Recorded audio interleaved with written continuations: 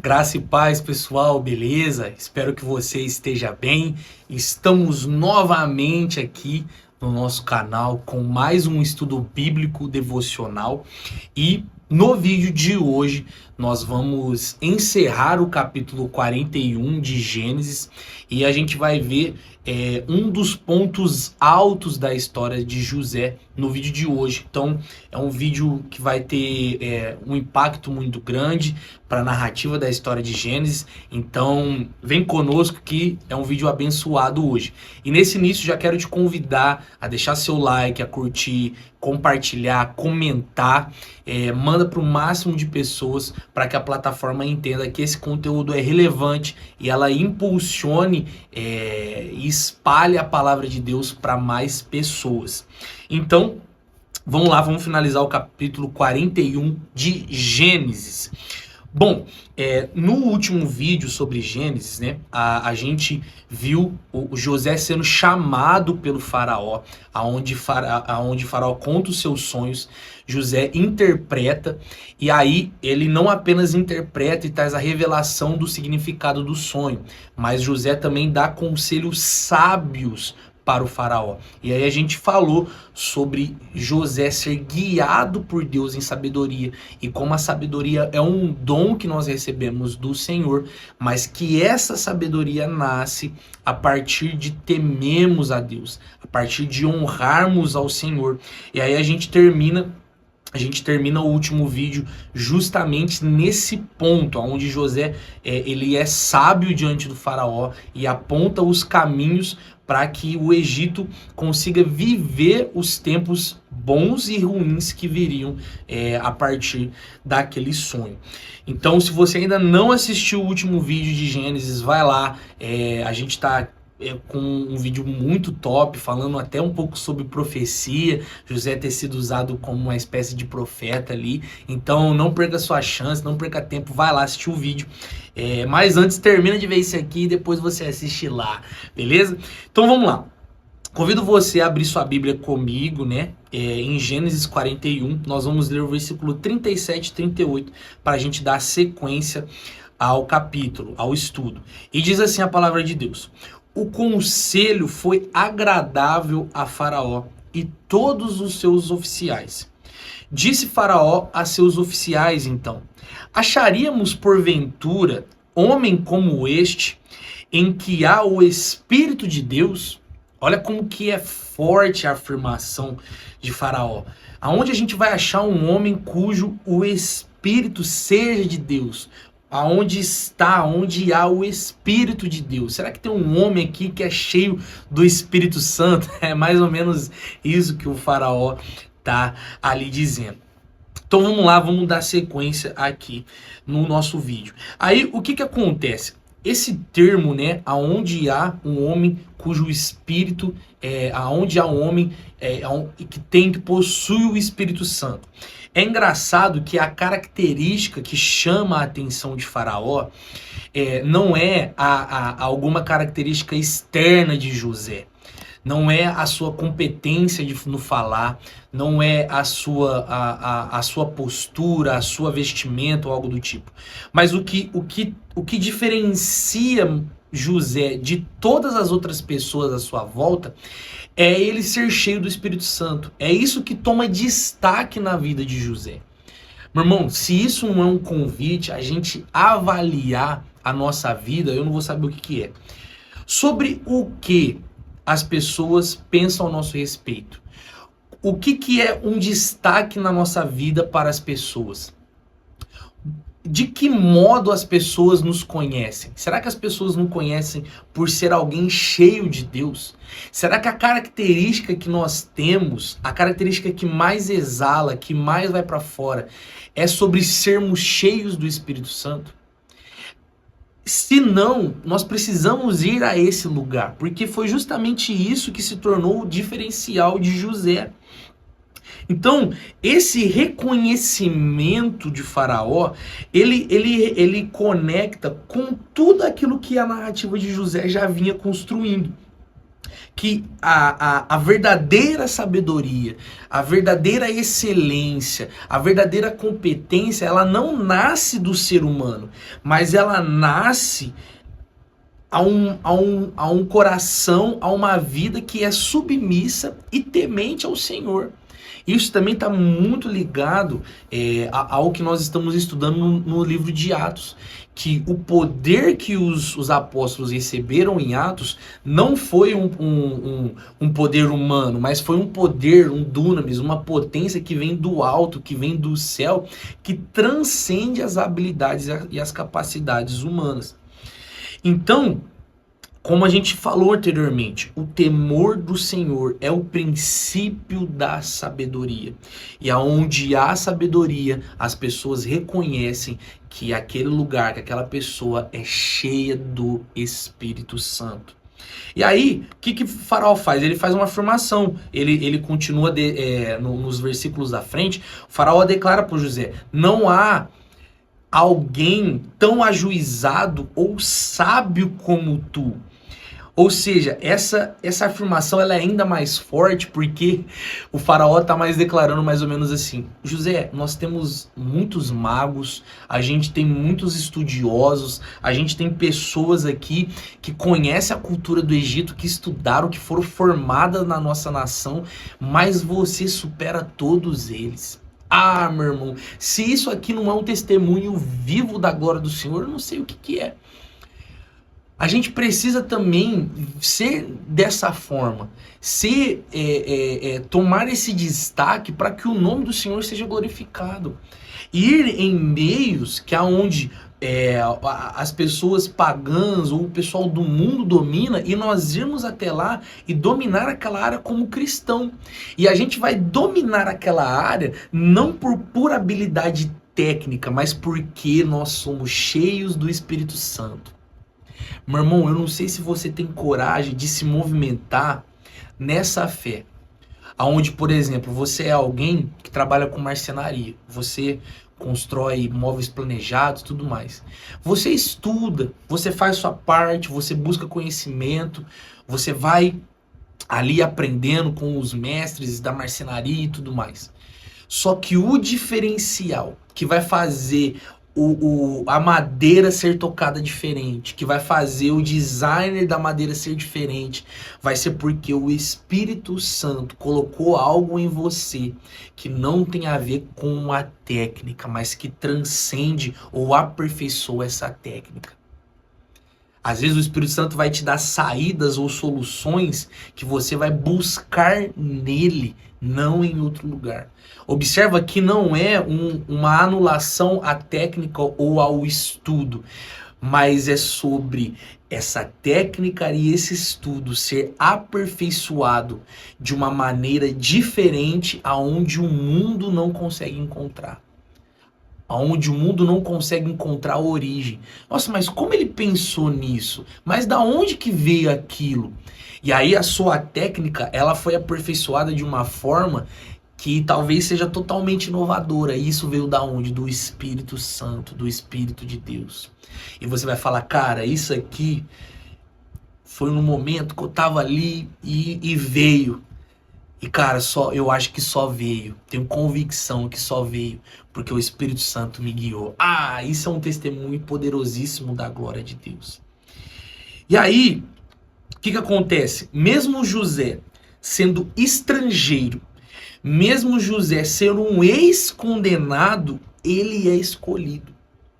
Ou seja, a trajetória de José, ainda que foi uma trajetória para os egípcios de queda, de desastres, de dúvida, de testemunhos contra, ou seja, José tinha tudo para ir contra. As pessoas tinham tudo para ir contra o testemunho de José, para não aprovar ele. Só que o bem comum, a sabedoria de José e como ele apontou para a preservação de vidas foi tão transcendente, foi tão grande que as pessoas ignoraram aquilo. Tudo isso falou mais alto do que o seu passado. Nossa, isso também é muito poderoso. Às vezes o nosso passado, ele é carregado disso, de fracassos, de decepções, muitas vezes até de pecados. Só que o Espírito Santo, ele nos enche de uma tal forma e ele nos torna tão sábios e tão diferentes do que éramos do passado, que o nosso presente em Deus vai falar muito mais do que o nosso futuro, do que o nosso passado cheio de fracasso. Ou seja, Deus nos transforma de uma forma tão grande, Ele nos enche de uma forma tão poderosa, que o nosso presente com Ele fala muito mais alto do que o nosso passado cheio de aflições, decepções e tristezas. Por isso que Faraó não consegue ignorar a evidência do agir de Deus na vida de José. E a mesma coisa acontece na nossa vida e vai acontecer na nossa vida para com as pessoas. Vai ficar evidente para as pessoas o agir de Deus em nós. O agir do Senhor nos transformando, nos renovando. E aí o que acontece? Tudo aquilo que é externo a José testifica o alcance da sua autoridade. Ele recebe um anel, suas roupas são trocadas, ele é reconhecido publicamente e honrado publicamente como uma autoridade perante aquelas pessoas. A Bíblia não cita o termo governador, né? Até porque não era um cargo comum, aquele cargo provavelmente nem existia no Egito. Só que nós falamos que José se torna governador do Egito para que a gente tenha uma compreensão um pouco, para que a gente tenha uma proximidade do papel de José. Porque a grande questão é o seguinte: José foi reconhecido e Faraó deu autoridade para ele. Então, ou seja, o que José te falasse ou pedisse ou fizesse era como se o Faraó estivesse fazendo no seu lugar. E a palavra do Faraó era a única palavra que estava acima de José. Ou seja, ninguém mais mandava ou ordenava naquele lugar além de José. Isso é muito, muito forte. Porque José sai de uma posição de prisão e vai para uma posição de governo. Só que eu preciso te convidar a lembrar que mesmo na prisão, José foi excelente no seu trabalho.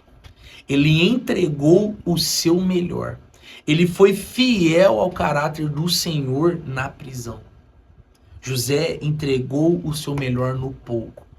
E a sua vida, a sua trajetória mostra que ele foi colocado sobre o muito. Isso, irmão, é uma tipificação de como será a nossa vida com Cristo no céu. Se essa vida que é pequena, se essa vida que é limitada, aonde nós temos uma existência em meio à morte, se a gente vive bem aqui, e o bem que eu falo é viver bem com o Senhor, ter uma consciência limpa diante do Senhor, honrar a Deus com a sua santidade, ser fiel ao caráter, ao coração de Deus. Se a gente consegue ser dessa maneira aqui nessa terra limitada, nós precisamos ter convicção de que futuramente o Senhor nos colocará sobre o muito. E esse muito será contemplar Cristo no corpo glorificado. Meu irmão, que palavra poderosa. José foi fiel no pouco que ele tinha e Deus colocou ele sobre o muito. Isso também pode muito dizer a respeito de alcance, né? A respeito de influência, muitas vezes até dentro da igreja. Porque Deus levanta para si líderes, sabe? Deus levanta momentos onde certas pessoas possuem uma influência maior numa camada de cristãos. Como pastores, profetas, pessoas que são influentes, como por exemplo o Timóteo, que foi líder de uma igreja durante um tempo, como por exemplo o apóstolo Paulo, como por exemplo Matias, que foi levantado, nós estudamos isso em Atos capítulo 1. Observa, Matias, ele foi fiel durante 3 anos com Jesus, até que chegou um momento que ele foi colocado na posição de apóstolo. Então, ou seja, Para que a gente esteja nessa posição de influência, nós precisamos ser fiéis no pouco. O nosso caráter precisa ser aprovado no pouco. E a grande questão é o seguinte, isso aqui é uma chave para nós. Não devemos ou não precisamos almejar esse lugar de influência. Basta nós permanecermos fiéis. Porque se a gente perde esse lugar de fidelidade, é bem provável que a gente apenas esteja almejando o lugar de influência por conta do status que ele traz para nós. E aí o que acontece? A gente chega nesse lugar de destaque, de influência, e a gente perde o nosso caráter. Às vezes a falta de caráter faz com que a gente perca lugares de autoridade e influência. Então, se você não quer apenas chegar no lugar de destaque, mas permanecer e perdurar nesse lugar de destaque, tenha o seu caráter desenvolvido sendo fiel no pouco. Que palavra forte, poderosa. E aí, o que acontece? Muitas coisas em José são seladas, como por exemplo, ele se casa, né, com uma egípcia, né, e aí ele estrutura sua família ali. E aí eu quero trazer um ponto curioso para nós. Por exemplo, José ele se casou com uma egípcia, né, o nome dela, vou ler aqui, que é Asenate, filha de Potífera. E aí, às vezes essa pergunta, ela pode trazer essa pergunta não. Esse fato de José casar com uma egípcia chamada Asenate traz uma dúvida. Será que José pecou ao se casar com alguém de fora dos filhos de Jacó, de fora da descendência separada e ungida do Senhor? A primeira coisa que a gente deve entender a respeito dessa pergunta é a questão da intenção do texto. O texto, a primeiro momento, ele não quer explicar se isso era pecado ou não, mas trazer um destaque que José, sendo um estrangeiro, vindo da prisão, ele estava sendo exaltado perante um povo pagão, ele estava sendo exaltado, sendo reconhecido como alguém aonde habitava o Espírito de Deus. Entendeu? Então, o povo egípcio, ele confiou tanto no Deus de José que até entregou para José, mesmo sendo estrangeiro, uma habitante, uma cidadã do Egito. Tá bom? Então a primeira coisa do texto é que ele não quer responder essa pergunta principal, mas trazer destaque à exaltação de José sendo estrangeiro num povo onde ele foi exaltado porque o Espírito de Deus estava sobre ele. Mas, todavia, entretanto, nós como leitores bíblicos, entendendo a Bíblia como um todo, nós sabemos que era uma preocupação de Deus que o seu povo não se casasse com um povo estrangeiro. E aí fica aquela dúvida, Luiz, aonde começou essa questão? Aonde começou essa questão na narrativa bíblica? A primeiro momento começa principalmente aonde Deus não permite que os filhos de Abraão ou que os descendentes da linhagem redentiva do povo de Deus não se casassem com os cananeus. E aí isso aparece principalmente no capítulo 9, aonde Sem, que é um dos filhos de Noé, a palavra de Deus vai falar que Sem receberia um destaque, uma posição aprovada, favorecida pelo Senhor, e Canaã seria o seu servo. Já começa nessa primeira questão. E aí, a partir do chamado de Abraão, que é descendente de Sem, filho de Noé, que é a linhagem eleita, que é um dos principais patriarcas no livro de Gênesis, ali a gente já nota que, por exemplo, quando vai escolher uma filha uma esposa para o seu filho, né? E a mesma coisa aparece de Isaac para seus filhos, a ideia é que eles não procurassem nos cananeus. Ou seja, Canaã era a terra prometida onde os patriarcas peregrinavam. Só que já haviam pessoas habitando aquela região. E aí, Abraão e seus filhos, eles possuem esposas que não eram daquela região de Canaã, dos cananeus. Qual que era a ideia disso? Porque o casamento, irmão, para Deus, ele representa uma coisa extremamente íntima. É algo extremamente precioso e valioso para o Senhor. Não é à toa que Jesus, Paulo compara a união de Cristo à igreja a um casamento, de tão valioso que é isso para Deus. Porque o casamento ele tem uma influência direta, uma conexão onde se tornam uma só carne. E aí o que acontece? Se alguém se casa com alguém que é de Deus, que foi separado para ser a descendência eleita, para ser o povo separado do Senhor, espelho para as outras nações. Se essa pessoa casa com alguém que é de fora, na intimidade, essa pessoa vai influenciar esse servo do Senhor a cometer idolatria, a servir outros deuses, a cometer práticas que ofendem ao Senhor. Um exemplo disso é, por exemplo, o rei Acabe casando com a Jezabel. E aí a gente tem, por exemplo, Salomão casando com mulheres de fora do povo de Deus. A gente tem Sansão se apaixonando por uma mulher fora do povo de Deus. Então essa era a preocupação do Senhor, para que não houvesse esse sincretismo entre uma religião de fora, uma religião pagã, para a religião que Deus estava inaugurando ou depositando no coração do povo que ele estava trazendo.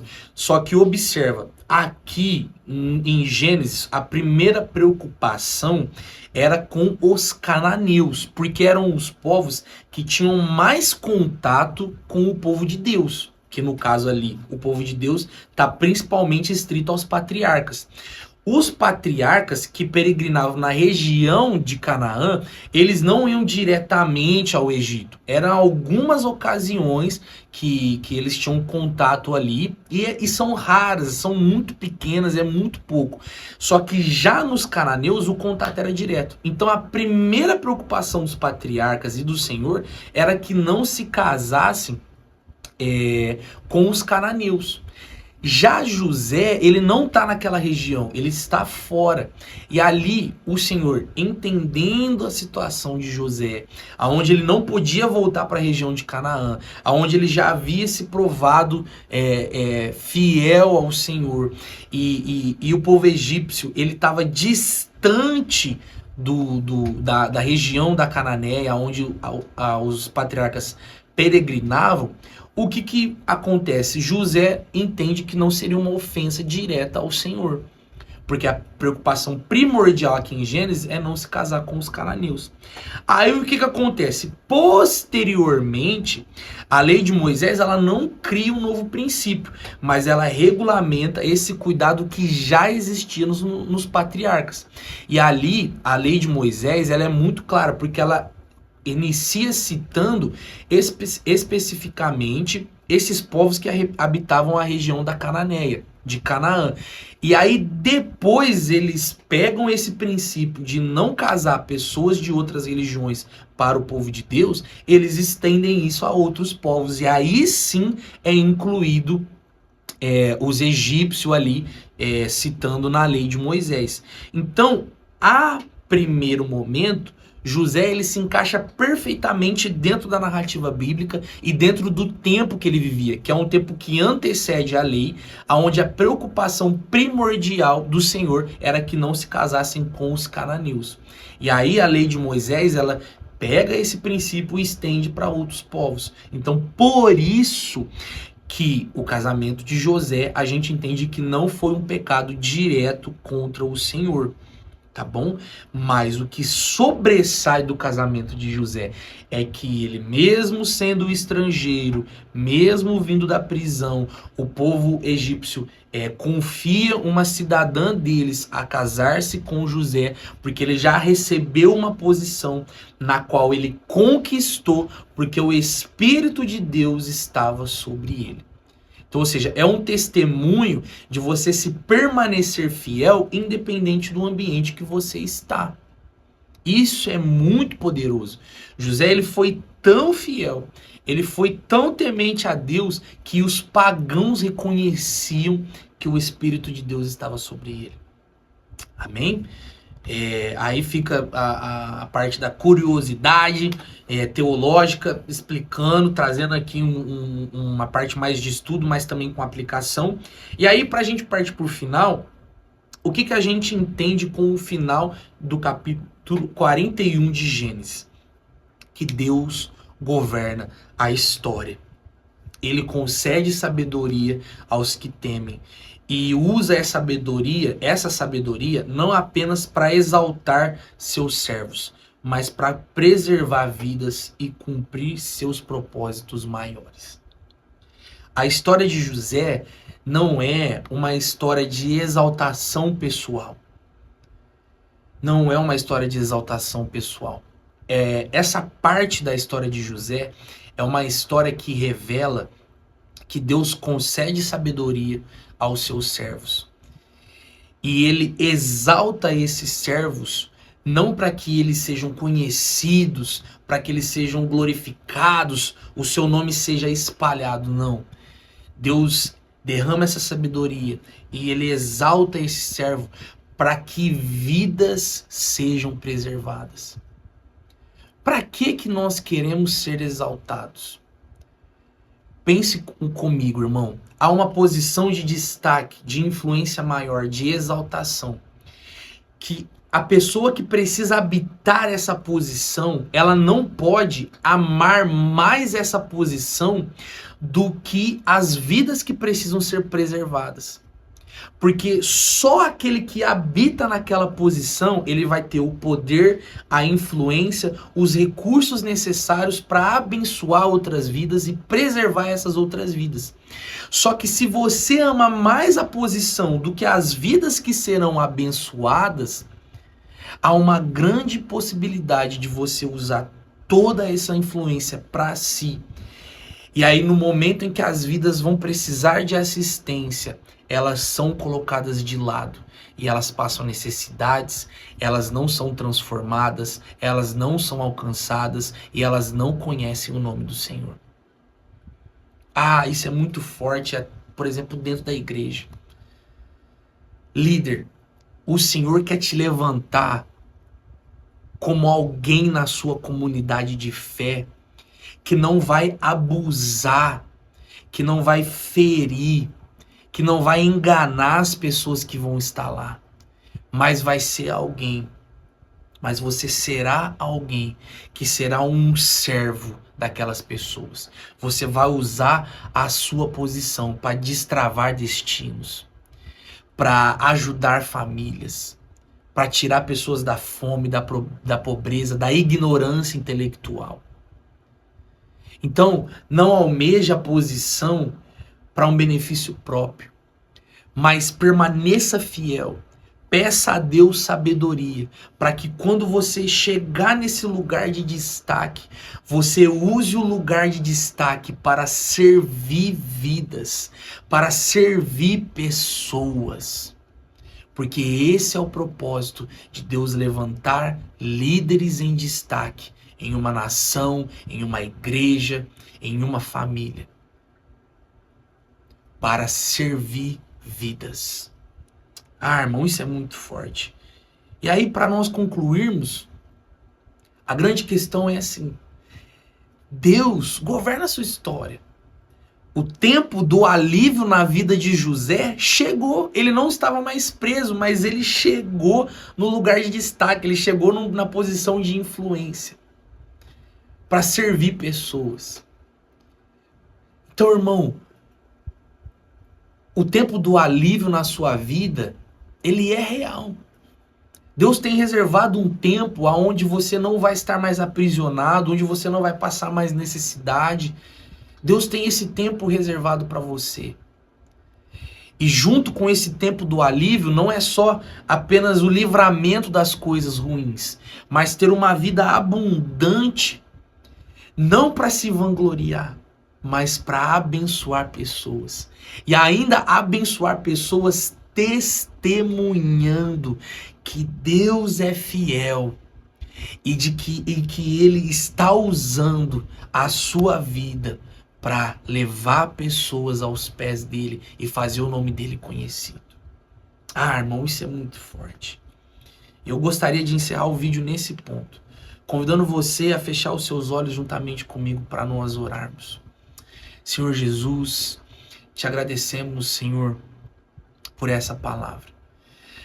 Jesus, traga o tempo do alívio, nos livra, Pai, da escravidão, do tempo de escassez, da dificuldade. Mas, Pai, nos livra com essa mentalidade que aprendemos aqui nesse vídeo.